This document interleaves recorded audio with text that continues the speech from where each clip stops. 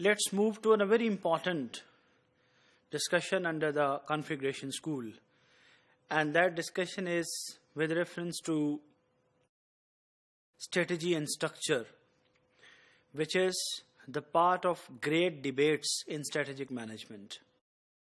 If one goes through the literature of strategy and strategic management, one finds out great areas of debate among scholars, including strategy and structure, strategy and culture, strategy and environment, strategy and change, and so on. Among these areas of great debate, strategy and structure has attracted the maximum attention.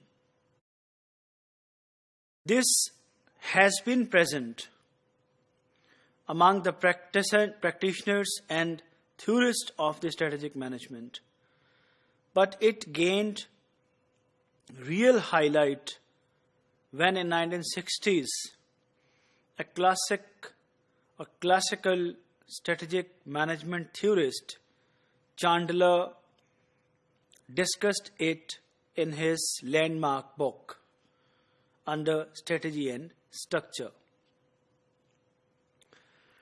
The debate on this is such that what comes first, strategy or structure? Is structure the product of strategy, or is the strategy product of structure? In both ways, there are strong arguments, and the both positions can logically be defended. This topic can be taken as a debate elsewhere, but here I would like to just put forward some of my understandings on the issue.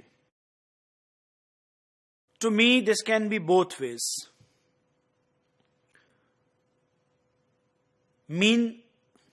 Strategy can also give birth to a particular form of structure, and a particular structure can also impose a particular strategy. How? If you take that when an organization is founded, formation of an organization by a founder is the result of a founder's strategy to his or her environment. It is a founder's response to his environment as a strategy which results into an organization. And that response of the founder, which is a founder's strategy, decides initially the structure of an organization. And once the structure is there, organization starts working. Its structure gets strengths with every passing day. Then a day comes that a structure becomes the central deciding force in the choice of strategies. Remember that one can take as many choices in terms of strategy as allowed by his structure. Or, in other words, that organization's strategic options are limited by its structure, because every strategy does not suit to every structure. And sometimes it happens that for taking a strategy, organization has to change its structure. So what I said, that it is true both ways. This is possible that sometimes strategy leads a structure, and other times a structure leads the strategy. But this is very interesting debate I would recommend you all to read it on further for the better understanding. Here actually, we are taking it to understand configuration better, because in configuration, the central thing is the structure of the organization. As a probe into the configuration, we are taking here some structures, some configurations, or some strategies. Miles and Snow are also considered as the classical contributors to the literature of strategic management. They, in their classical work in 1970s,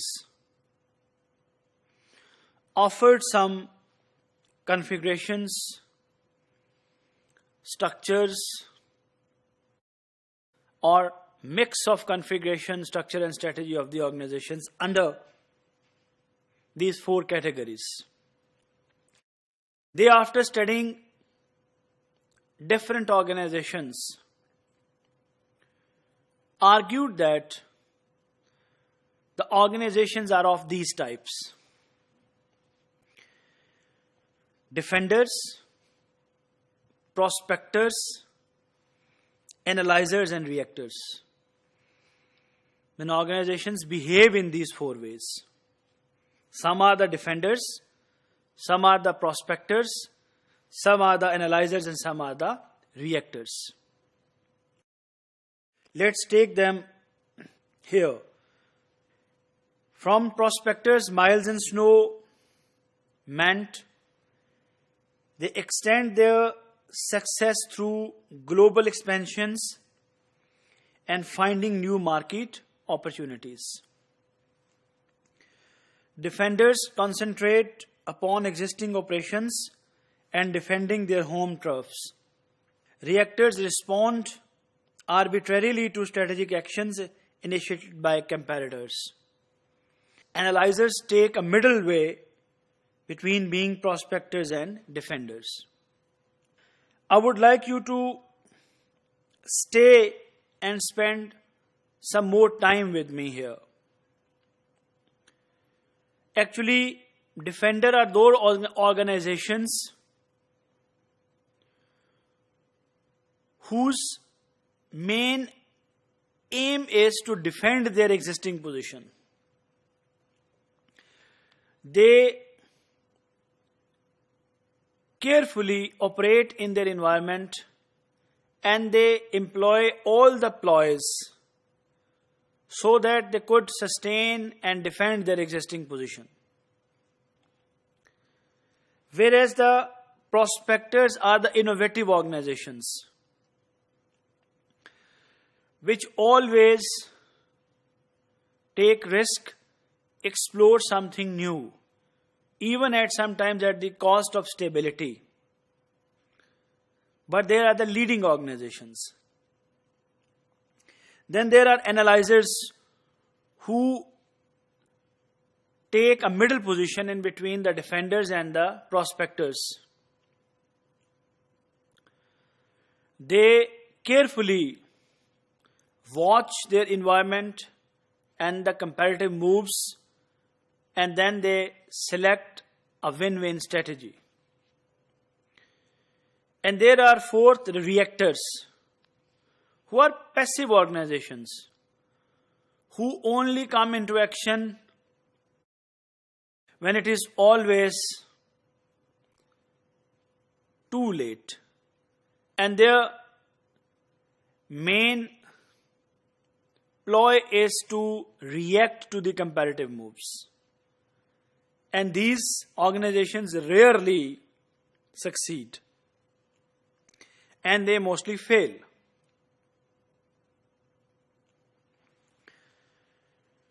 Always try to categorize the organizations you observe in your life according to the typologies given by Miles and Snow. Now, after having the individual understanding, let's again look at the diagram which presents them differently. Just have a look. I've already read it for you. Conclusively, here we can say that the organizations in the real world can take different combinations of their structure and strategies. The point stays that both strategy and structure influence each other and at times dominate in different contexts. Thank you very much.